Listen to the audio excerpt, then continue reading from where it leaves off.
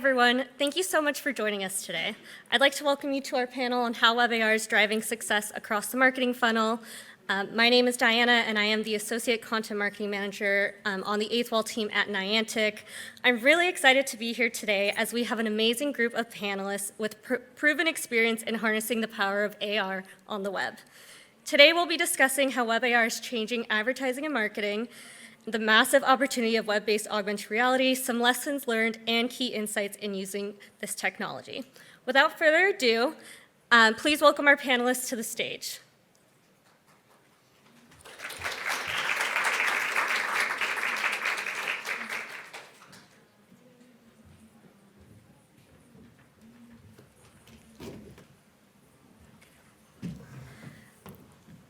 So please introduce yourself, your role at your company, and what your company specializes. James, we'll start with you. Sure. I'm James Giglio. I'm the founder and CEO of MVP Interactive. We are a full-service experiential technology company that creates immersive experiences for sports brands, large brands, as well as collegiate universities. Hi, everyone. Jason Yim. I'm the CEO of Trigger. We're the world's most experienced XR agency, 275,000 hours, 250 deployed projects in AR.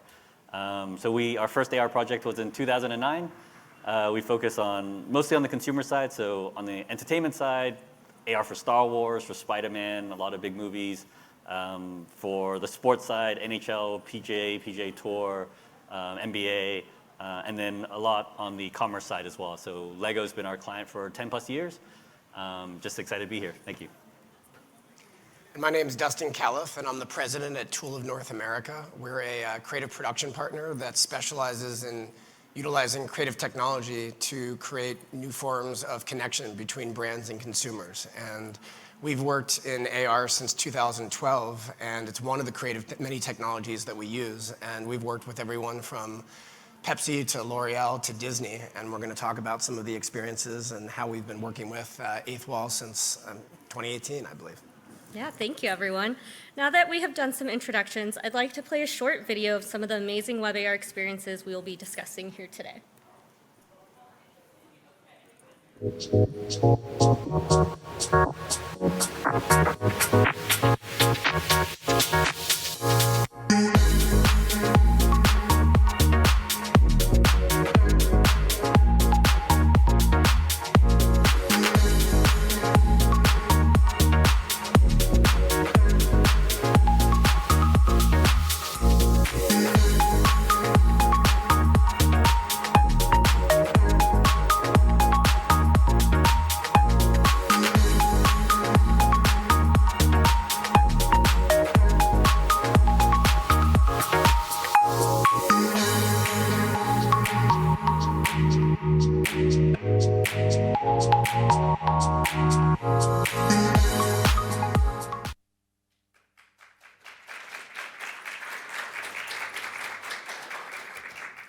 These branded experiences demonstrate just a small fraction of what is possible with WebAR. Now, before we start, I'd like to ask a few questions for the audience members who may be new to WebAR. So, Dustin, what do we mean when we say WebAR branded experiences? Well, WebAR meaning that we're not using applications, we're not using a mobile app, a social app. We're basically allowing an augmented reality experience to happen through the browser, which obviously offers up a lot of accessibility. And when we say branded, obviously doing it with a brand and creating a commercial type experience with WebAR. And adding to that, Jason, can you discuss some of the benefits of WebAR? Yeah, I think if you're doing an AR campaign, you have like three basic choices, right? You can do something app-based, which can be deeper functionality, but you need someone to download an app. That's the biggest friction point. I think the average number of apps a person downloads in a month is 0. So that means WebAR makes a much easier choice to get a consumer into in a very quick way. Your other choice would be social, but then of course that's within a kind of walled garden. So WebAR is super broad, as little friction as possible, and they can join from a digital link as well as scanning a QR code and jump right in. So. Yeah, that's great. And James, how do you market WebAR to your clients? Well, I think for us, it's really part of a nice holistic package of offerings that we're able to really present to our clientele. Obviously, with being a live event technology business over the last 2 years has proposed its certain challenges with not having live events. And so WebAR was an absolute perfect pivot and opportunity for brands to still stay connected to their consumer, especially sports fans as well, where there weren't necessarily the opportunity to market and present that engagement piece in a traditional game day setting. So WebAR app completely opened up the possibility of marketers and teams and brands to really stay connected to their consumers. Great. And now I'd like to focus on how WebAR has changed some of the specific industries your businesses focus on. Jason, for the entertainment industry, how has WebAR enabled a new wave of creative? Yeah, I think for us, on the entertainment side, I mean, we've been struggling with this kind of app download issue for a while. So, early days, like you'd see apps for many, many types of movies, but in the more recent years, it's basically limited to kind of AAA giant IP like Star Wars, Spider-Man, or something where you're going to have an install base.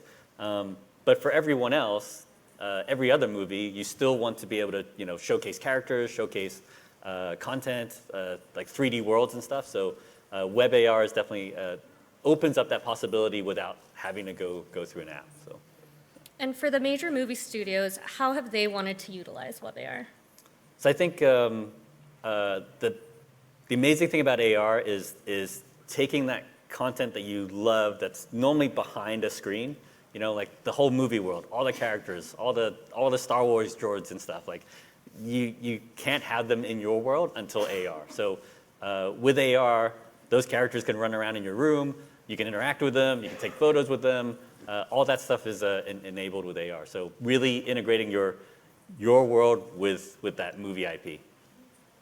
Great. And Dustin, for food and beverage brands, how has WebAR kept them top of mind for consumers when they are deciding what to eat or drink? I think the major opportunity that I've seen with our food and beverage clients is the fact that we're actually able to create experiences that are activated by their products. And what's better than actually having someone purchase something and then actually you're activating an amazing, unique, personalized experience based off of that. That's a huge incentive for a brand. So we've been finding that, I don't know if it's so much that it's incentivizing people to buy more, it's making the experience even better and more of a surprise and delight once they actually do purchase. And how has press pickup and user-generated content helped promote these experiences? Well, I mean, a lot of, I think, what happens in AR over the last several years is not only it's a great consumer experience, but it's an inventive, unique experience that people aren't used to. So it means that people are going to share it online. They're going to, press are going to write about it. So typically with our clients, we're looking at, for example, with the Pizza Hut, Pac-Man project, there was over, 900 million, impressions, that we generated from that, from PR and social. And that's definitely a factor. That is money that they did not have to spend in order to generate that kind of buzz. And how have you specifically used cutting-edge technology to keep consumers excited to try new products? I think we're always trying to find the right hook for the right brand, and opportunities. So, we had a chance to, you showed it earlier, there was a project for Verizon to launch iPhone 13. I think all of us know when iPhone 13 is coming out, and we pretty much know what it is, but you might have a question of, how are we going to get extra buzz around it, but also how are we going to maybe introduce some of the new features that are introduced? And in that case, it was an AR scavenger hunt that we created where you were kind of able to move around the real world and learn new feature set of the iPhone. So that was one way, that was an inventive way of introducing, like, here's what you can do with it. So we're constantly trying to find that right storytelling hook that's going to allow people to, experience this product in a new way. And James, for the sports industry, how has WebAR allowed a new connection between stadiums, fans, and those watching at home? Yeah, that's a great question, and I think there's a bit of a nebulous term in the sports world, what fan experience really means. And so 10 years ago, that meant the new Jumbotron and maybe bathroom signs, right? But now the challenge for teams and properties is to really engage fans from a complete holistic presentation from what's happening during the game as well as what's happening during commercial breaks and what have you. And so I think what WebAR allows specifically is that full circle 360-degree fan engagement point where I think we've seen examples of triggering QR codes in stadium for specific content as well as bringing that experience home. I can give two examples that we have shown here with the video where Madison Square Garden is a perfect use case of being able to not only drive concession sales, but to create a commemorative cup, a piece of memorabilia that fans are able to exclusively purchase at Madison Square Garden, whether they're Knicks fans or Rangers fans, so they can engage in that experience at the stadium, but obviously when they take that home, they can collect and memorialize what their experience is. They could collect all 7 cups. I made a joke last week that I'm old enough to remember the Happy Meal toys, and so this is sort of the new version of what technology can do for consumer engagement. And so I think that's been a really special use case and we see that in the analytics too, where not only are the engagements peaking throughout the game time, but we're now tracking plotting throughout a geographic area that these people are engaging and repeating once they bring the cups home with them. So that's been a pretty unique experience for us. Yeah, and I think we'll talk a little bit deeper about this, but you worked with the Tennessee Titans and trying to bring the fan experience home before games were open, so it's really great to hear kind of the difference. Yeah, and that's actually another good use case to kind of touch on your analytics piece as well. And the Titans came to us during the COVID era, right, where they weren't sure what they were going to be able to do in stadium, but as a brand and as a fan base, they still wanted to connect with their particular fan base and consumer, and so they initially set out the plan for their 2020 season or 2021 season to really just do community outreach, right, to kind of memorialize what was happening, the resilience of the city of Nashville with natural disasters on top of COVID. And so what they did was they started their campaign basically commissioning a local artist to create a mural. It was one of the most fascinating things to witness in person. Someone freehand spray painting a 160-foot mural in real time was, equally as impressive as the technology in many ways. But, they kind of set their marketing plan with, we're just going to take the loss this year in terms of not being able to create a valuable fan experience during game days. But this community outreach program was, it made a lot of sense too, because anyone that's gone through Nashville understands the significance of what murals plotted throughout the city actually means to the tourist community. And so this location happened to be right across from the convention center, despite there's not many conventions being held during that time, but it was a high trafficked area from a walkability standpoint. And so when we met with them, we really sold them the idea that we can really create this into a digital art piece, that you are able to create a valuable experience by the natural sort of selfie and art piece of taking a photo of that mural is going to be strong enough, but adding the digital element to it, not only are you going to be able to track success, usage, and so on, you're going to provide that valuable experience. And so, we saw dwell times well over 2 minutes. We saw impressions of, in the 7 figures, and, on top of our analytics, both native with what Eighth Wall is able to provide as well as a Google Analytics campaign, we were able to show what the conversion of the earned media dollar value was after 3 weeks, and it was about $1.5 million. And so a drop in the bucket in terms of the team's investment in being able to create something new, exciting. It hit critical mass from a press perspective with over 50 national stories, for example.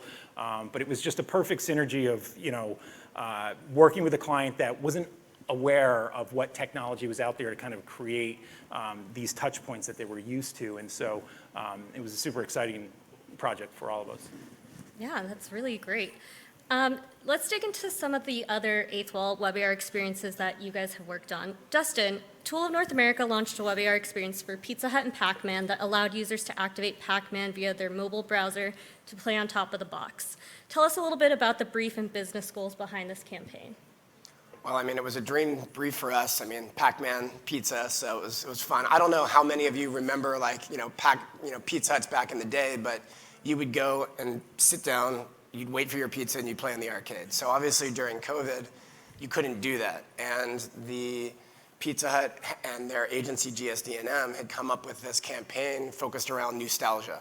And the idea being like, how do you reintroduce, kind of the things that we all used to love? And since we couldn't go in store and play those games, why not now make the pizza box your game console? And that was the basic brief. Let's bring people back into this nostalgia of being in the restaurant. So it was our job to help decide how are we going to activate on the box and allow people to play a game of Pac-Man through your mobile browser once you got your pizza delivered. And that was the basic brief. And then luckily they had a partnership with Bandai Namco, which are the makers of Pac-Man. And Pac-Man was really interested in how can you reintroduce their game in a different way. It's been played a million different ways or executed a million different ways. And this was something that they hadn't done before. So this was kind of a win-win for the partners and an opportunity for us to deliver something that was really a nice surprise and delight for people after they got their pizza. To be able to play Pac-Man on top of your box is pretty crazy. Yeah, and I think you touched on this a little bit, but what were the results of this campaign and how was it measured? A lot of it was based on engagement. We were not so much driving sales. I don't know. Could you say that through some of the social and the buzz that people were wanting to purchase more Pizza Hut? Maybe. But I think really the goal was to make the experience just memorable, to have a higher level of engagement. There was a test and learn. This is one of the first times that Pizza Hut was doing, a campaign like this. And then there was earned media, which I think for all of us is usually an integral part of the analytics that we're looking at. Great. And what advice would you have for brand marketers in the audience who are looking to replicate the success of the Pizza Hut and Pac-Man campaign? That's a good question. I would say a few things. I would say on the strategy side is if you can, think about, a test and learn, but also think about it laddering up to a longer term strategy. And when I say longer term, it doesn't mean like 5 years. I don't think any of us are necessarily thinking in that length of time. I'm thinking more like in the next year or two. What do you want to do with WebAR and how can that fit into your bigger plans, but do some tests and learns, that are a little shorter term. I would also say that from an executional standpoint, something I just want everybody to be aware of with WebAR, it's not magic. You can't just open up your phone and all of a sudden it's working, meaning you still have to have a QR code or some way of getting people to open up their web browser. So that's why having, in this case, we had a QR code that was designed right onto the pizza box. And that's what people did. They launched the web browser, and that's what enabled the eighth wall web experience. Sometimes a lot of brands aren't aware of that, and you have to consider how's it going to be integrated in the packaging. Otherwise, it's going to be a fractured user experience. And the other executional item that I would share with people in that instance, we actually had the top of the box was the trigger point. So that's what you had to have your phone right over the box to be able to play. And we actually had a one-to-one version of the Pac-Man maze designed on top of the box. So it was kind of cool. It was all animated. The virtual Pac-Man was animated out of that. But from a user experience, what we learned is that it's kind of a pain to have to hold your phone, over a box, and you want to be able to just move it away. Now, we wanted to do that because it played into the idea of playing Pac-Man on the box. But I think if we were to do it again, and we've talked about iterations, we would allow people to kind of sit back, enjoy, still activate it from the box, but not have to hold it fixated right there. So those are a few learnings. Those are some great insights. Thank you. Jason, Trigger launched a WebAR experience for the release of Jumanji: The Next Level and integrated the use of Amazon Lex voice services. Can you describe the experience? Yeah, so it's actually quite interesting because it was kind of an extension of our first project with Eighth Wall. We were first to commercialize Eighth Wall with Sony and Amazon for Into the Spider-Verse. So the follow-up to that was Jumanji. And I think the advantage of working with the entertainment industry is that they have new movies every single weekend, and each time they want to kind of one-up each other. So that kind of innovation cycle on the entertainment side is super fast. So at each point, if they've done it before, they don't want to do the same thing again. So they're always trying to ladder up on the tech that we pull in. So in this case, it was, again, also trying to show Amazon services as well, was bringing in their Amazon Lex. So there's voice recognition. You could see the AR content. You could actually talk to the app, bring up this live map, go to different sections within the movie, and that would all animate, all through your voice. So the average engagement time was about 5 minutes. So if you think about digital marketing in general, some forms are very, very short, right? Like under a second for a banner ad. So if your average for a digital engagement is 5 minutes, that's really significant. And it's also more important that it's not 5 minutes of video. It's 5 minutes of active engagement where you're not leaning back, you're not just watching, you're actually active and engaged and involved. So we've seen kind of over 90% kind of closure rate on any kind of call to action that you add onto the tail of something like that. So think about it that way. So it's not only about engagement, you should be actually pushing to some sort of call to action, and that's where you're really tracking and getting a lot of your kind of ROI and KPIs from whatever you want to push them towards. So that could be ticket sales, it could be couponing, joining a lucky draw, something like that. But definitely, if you're going to capture them for that amount of time, go push them to something that's super meaningful to you as well. You mentioned this a little bit, but the experience included very detailed 3D scenes from the movie. Can you talk a little bit about the creation of these models? Yeah, so we're super lucky to work on some of the world's biggest IPs, and there's always a 3D pipeline challenge as part of the project, right? So we will get giant models from ILM that are like film resolution models that we suddenly have to figure out how to work on an iPhone. So there's all this, there's a decimation process that has to happen. And then all of that has to go back through filmmaker approval as well. So we have to, there's definitely a craft in it. So it's not, put it into a program and then it just takes away the polygons and it's a little bit smaller.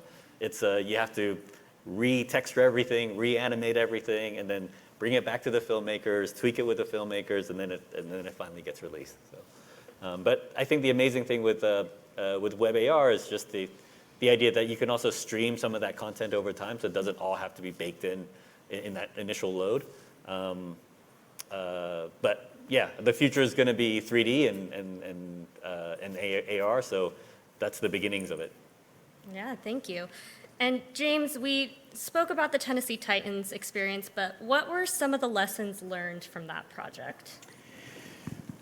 Well, to the earlier points in terms of call to action, right? This was very much an early stage of, our experience with WebAR, as well as what consumers were used to doing in terms of activating or engaging. And so, we were joking earlier with the, prior to the panel here with the QR code. This is a 25-year-old technology that never really made it and deserved its due until a global pandemic, and now it's sort of resurfaced into this, most prominent way of life piece of technology, right? And so I think one valuable lesson was not only is sometimes old technology new again and valuable, so as we push towards the future, but really trying to create a seamless call to action for the user was really valuable. And so one of the hardest sell-throughs with the concept to the team, for example, was really educating them that, listen, with a sidewalk decal and some lawn signs, I promise you, you're going to get the engagement that people are going to know exactly what to do here. And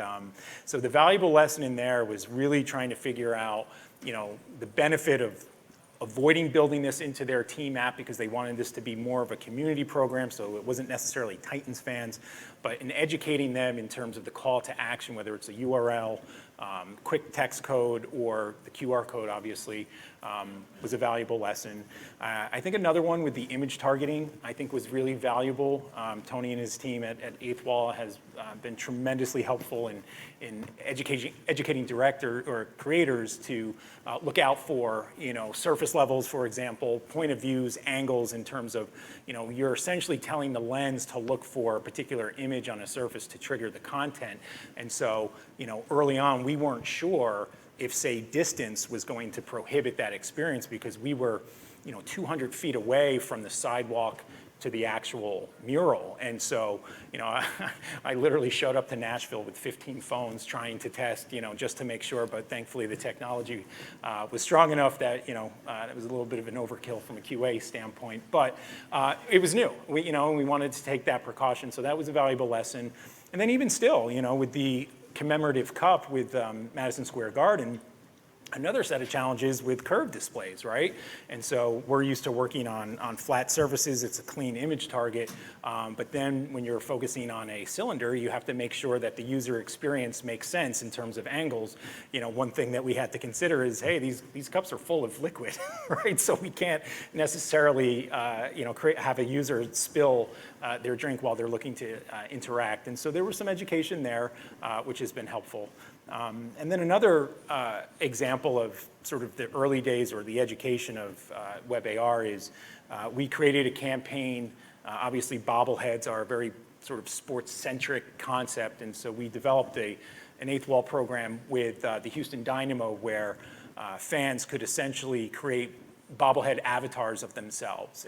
And so we were really pushing the limits of doing facial detection technology on top of a 3D avatar to give that likeness in real time of a particular user. And so we were learning the strategies to kind of code through that, and we ended up working through those complications to producing a nice in-venue experience that once fans were able to go back into the stadium, everyone sort of created this virtual avatar bobblehead of themselves and with their face on the actual avatar. So that was pretty compelling. Yeah. And if you could go back and tell your early self one piece of advice about distribution and marketing of the WebAR experience, what would it be? I think, Dustin, you hit on this a little bit, but if there's anything else you would like to share. I don't know, I guess my early self, Your I early would have self. created eighth wall. How about that?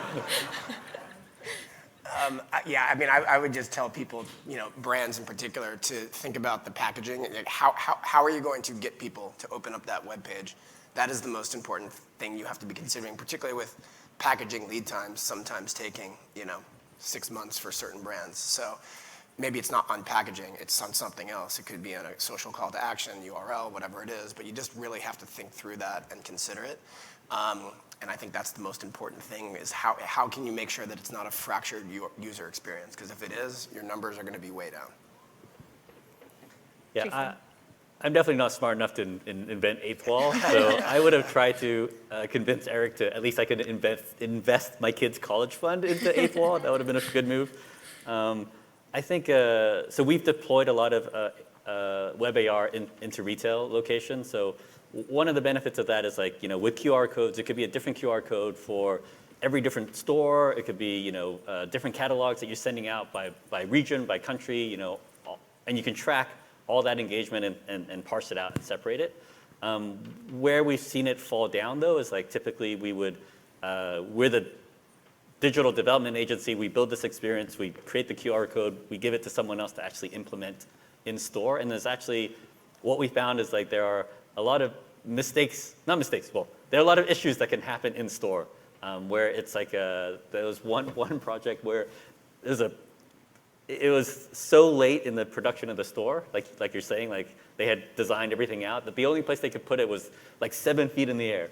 This QR code up there that most people could reach is, why would you put it there? And then another store, there was actually multiple QR codes that retailer was using for different reasons. So it became kind of an audience messaging kind of confusion. You go up to a product and there's 3 different codes, and one is going to product information, one could be going to some form, and then we have our AR one. So that's just something that I would recommend make sure you have a plan all the way through that final step to get it into the consumer's hands.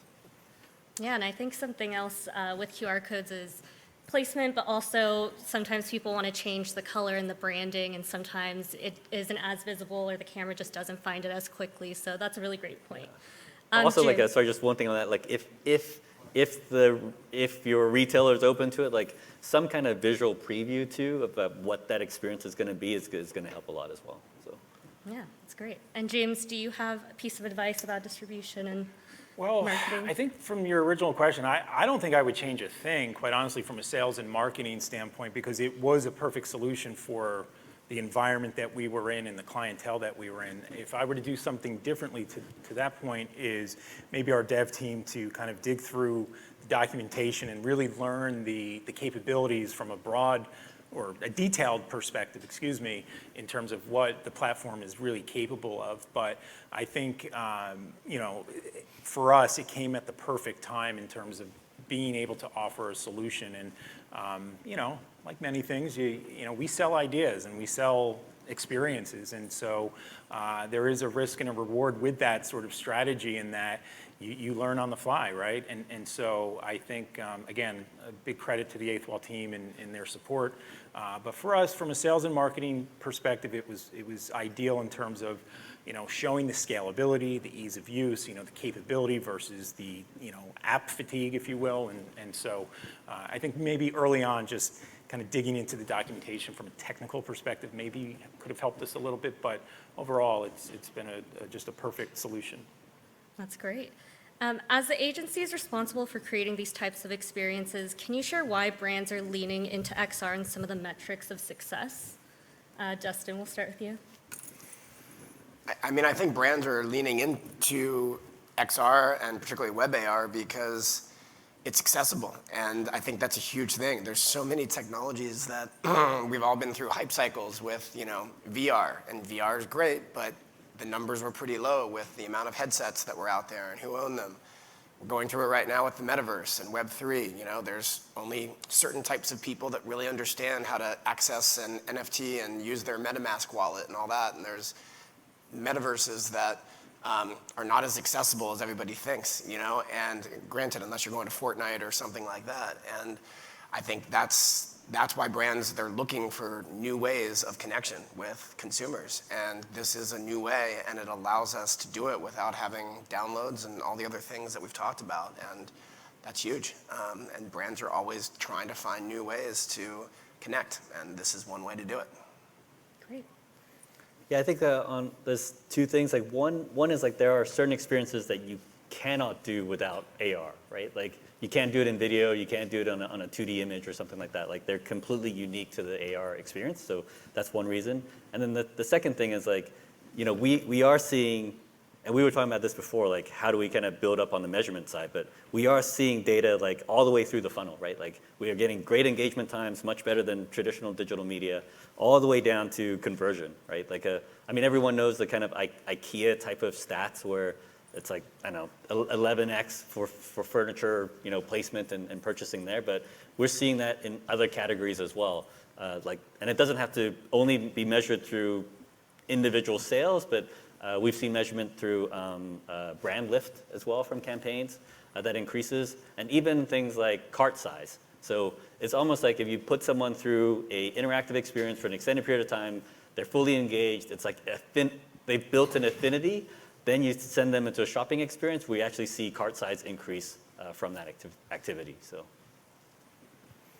Yeah, and I think from our perspective, you know, it's really exciting because this technology and XR as a whole from a marketer's perspective is no longer considered a nice to have, more so a must have these days because of who we're marketing to, right? You know, we're not marketing to a buyer base that wouldn't be engaged and or interested in this type of technology. And I think there's plenty of research to show the buying power of Millennial and Gen Z in terms of, you know, what they value over traditional media engagement. And so when you leverage this experiential technology at a point of purchase or even at a passive experience of attending an event or something of those lines, again, this all ties into his experience and the passion points of purchase intent for marketers where, you know, more and more marketers are looking to create that experience or be aligned to it to drive that passion play into the purchase power of the you know, the clientele. So I think it's just a very exciting time, and it's, you know, we're right now at this inflection point of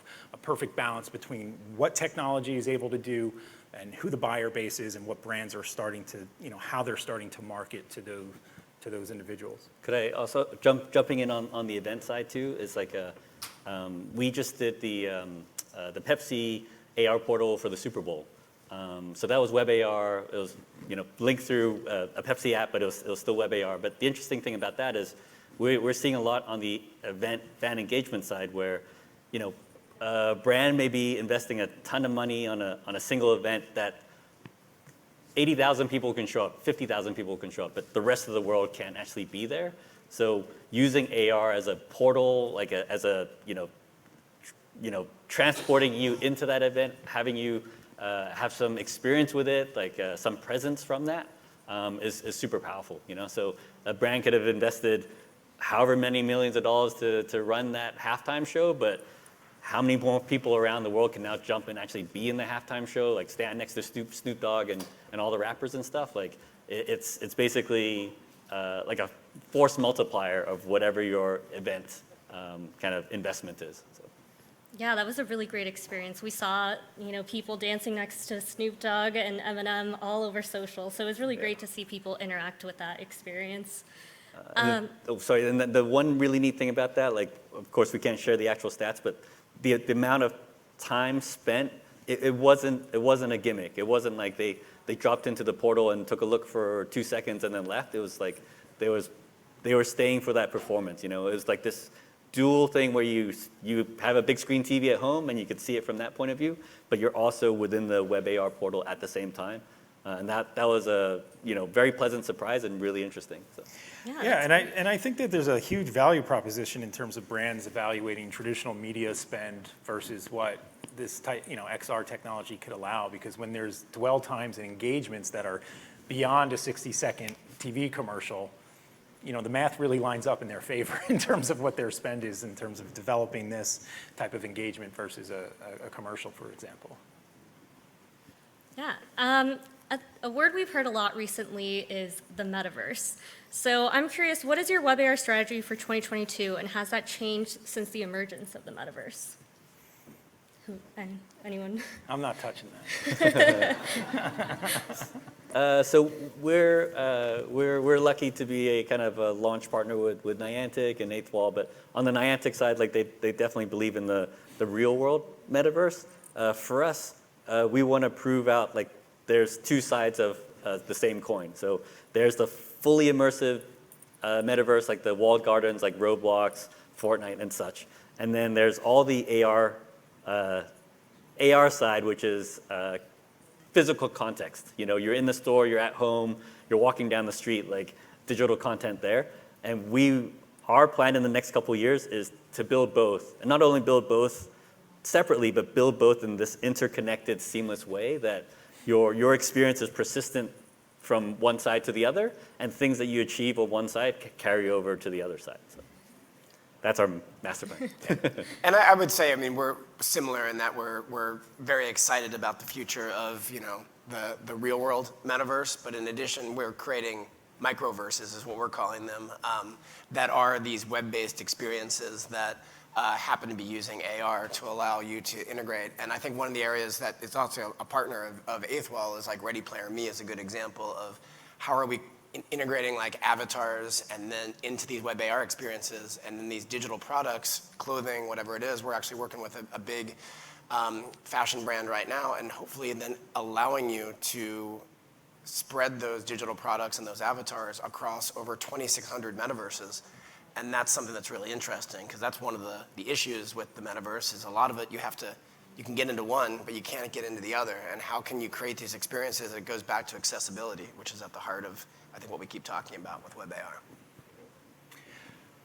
You're going to make me answer. Okay, so I think I stand with Dustin in the sense of, we've seen cycles of trends and sort of significant pushes from a marketer's perspective into where they're looking to navigate for these consumer engagements, right? And this is very much it, the metaverse. And so I think what we've seen is, per definition, from a technologist perspective and a marketer's perspective, there's a gap in the nomenclature, right, and sort of what they think they want and what they're actually asking for.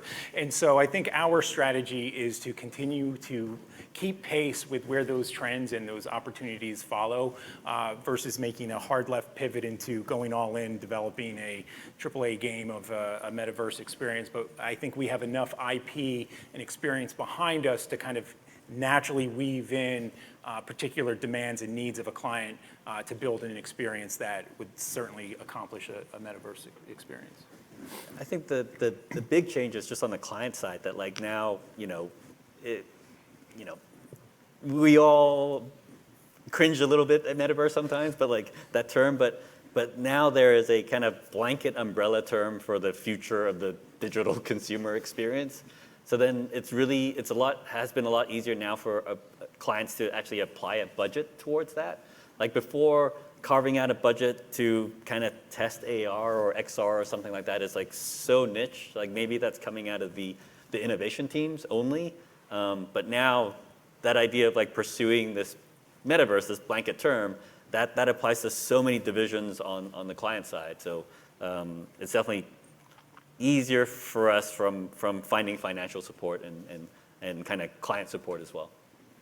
Great. Well, I think we have some time now. If anybody would like to ask some questions, please just line up here. Not all at once.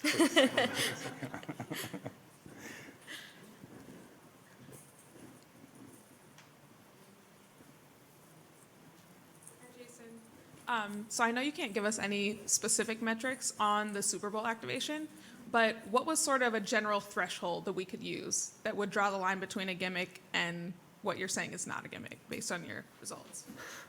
Ooh, she's a CMO. Yeah. I mean, in terms of number of users, like simultaneous, like hundreds of thousands of people in an AR portal, and then in terms of duration of time, I would probably just the majority of the live performance. So again, like they're not in it for. Oh. Our head of product just yelled it out. So, but yeah, it's to be in an AR portal. We've done a lot of AR portals for a lot of sporting events, like for the NBA, for their finals, and actually for one of their full seasons. And the interesting thing has been like almost like the programming of it, right? Like the NBA's approach was you have the broadcast that you actually don't want to interrupt. You don't want to have a duplicate experience. So they were doing a lot of portals that were behind the scenes, like practicing before the game, or behind the scenes on the halftime show or something like that. For the PGA, their approach has been you keep the portal up the whole tournament. So when your favorite golfer is going to be on the 18th hole in Pebble Beach, like you get a notification and then you can actually jump into the portal and you see your favorite golfer, but you might not be interested for the rest of the day. And then with Verizon, it was very much a multi-camera. This is the big event. Everyone drive to those 15 minutes of experience and push as many people at that time to enjoy that moment. So the technical challenges were kind of far beyond what we were doing. Like the Verizon team had to solve all the kind of servers and all the edge stuff to actually make that all work, to make sure everyone could actually be in that portal at the same time. I hope that answers your question a bit. Great. Thank you. Don't all tackle me at once. Okay. Curious about sort of the bottom of the marketing funnel. So I heard a little bit of a mention around conversions. Can anyone just give examples of experiences where you're converting to like checkout or buying a product or whatever the end conversion is? And do those experiences tend to be like evergreen, more repeatable business for you, or long-term revenue versus sort of like a defined marketing campaign? It's a good question. I cannot answer it in the sense that part of the pain points for us and the frustration in terms of everyone wants the analytics on the back end and sort of the ROI and the measurement of the success, which we provide to the best of our capabilities of what's available. But the example of the commemorative cup with Madison Square Garden is the lack of insight that we had from the concession dollar purchases. being able to get that data and match it against, the usage base was so exciting for us, or to us, when the project came across our desk. And so it's a TBD for us. We're not going to quit trying to get that information and that data, but I think it's going to be incredibly pivotal for us in the industry in terms of how AR is driving the purchase intent.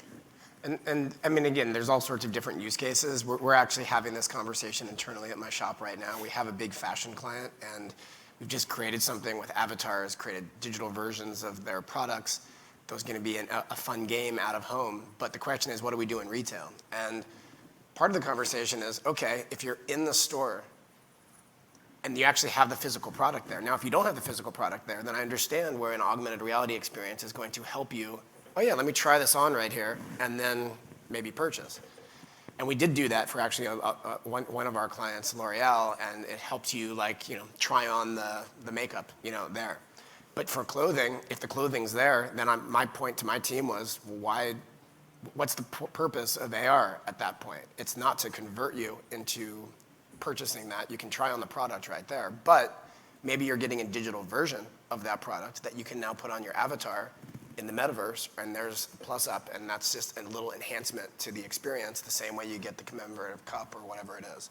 So those are a little bit of some of the conversations we're having and internally. Yeah. And on the retail side, it could also be solving a different type of friction point as well. So for instance, we have done things where it was a fashion client. They had a new technology in a bra, and there's not a lot of space at retail to explain everything that went into that. So it wasn't the final step of conversion. It wasn't getting them to try it on and then buy it, but it was explaining that what technology went in, what are the kind of unique selling points of that product. But right there, and tell a much longer story that the signage can provide. And they actually saw a sales lift from that activation as well. And I'll actually share on top of that another use case that I had. We were actually working with a major sneaker brand, and they didn't have their sneaker out yet. It was going to be a collector's item, and they needed to get their salespeople out to Foot Locker and all the places. So the way they showed it is we actually created an AR experience where they were able to kind of get the salespeople excited, and then hopefully that led to a higher purchase in Foot Locker for that sneaker brand so it was a different kind of conversion. But I think one of the main things is so far, WebAR has been used more for kind of promotion, launch stuff, newer things, versus an e-commerce site that has 10,000 SKUs and all the content there. So rarely did we have the opportunity to build in all the kind of connectivity to a shopping backend just for a short-term campaign promotion. But that's why we're super excited with Eighth Wall now that they're announcing all their payment systems tied into it. So now we can bring that capability without us having to dev a lot of stuff that a client won't pay for if it's just a short period of time. Yeah, and speaking of in-store experiences, now that COVID restrictions have eased, have you seen more clients and brands requesting experiences that are happening in a certain area, whether it is in a stadium or an event or in store, or is it kind of the same where it's leading just to an experience or whatever their goal is? I mean, we're in talks with someone right now about it, so I hope that there'll be more, and I hope that the next time we all do this, I can share an amazing case study of what we did. But yeah, I mean, I think that, hell, Coachella just had an amazing AR experience that was there, and I think that all sorts of events, and to talk about VPS and some of the new things that your Eighth Wall is going to be offering. There's a lot of location-based AR experiences, and I think with us, we do a lot of experiential with Amazon Prime Video and other companies, and I'm very excited about some of the experiences we can unlock where you are walking around almost like Pokemon Go, but doing it via the web, and now being able to unlock AR experiences at an event or a retail space is very exciting, and I think is a smart thing for clients. Yeah, I think every retailer needs to figure out this post-pandemic world. They know it can't be the old kind of brick and mortar way. They have to enhance that in-person retail experience, and people are hungry to go back to that experience. But I think it has to be something more than what it was before. And I think that's what AR is going to bring to that. Yeah, and it just really speaks to the diversity of the platform and the technology in itself, because it really does solve pain points for a myriad of different clients in different versions. So as the community grows, as marketers grow, as developers and creators grow in terms of providing these use cases, I think that's going to be a really significant and bright future for brands that may have not thought, you know, in untraditional ways or alternative ways in terms of, you know, what does the shopping experience look like today, is really exciting. Okay, well, if there are no other questions, I'd just like to thank our panelists for being here today and thank all of you for attending this session. So thank you. Great job, Diana.